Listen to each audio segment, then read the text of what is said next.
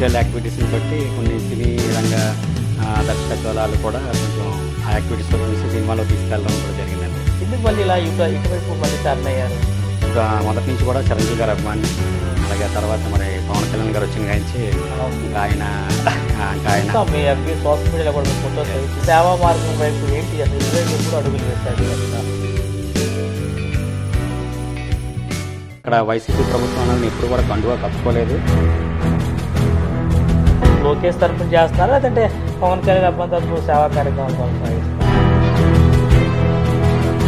ఇంట్లో స్టార్టింగ్లో చూసిన లోకేష్ గారు వేరండి, యువగలం పాదయాత్ర తర్వాత ఆయన చేసిన లోకేష్ గారు వేరే లెవెల్ అండి. ఏంటి సార్ ఆ మెసేజ్ మీరు పెట్టారా? వాళ్ళకి ఏ సందర్భంలో పెట్టవలసి వచ్చింది?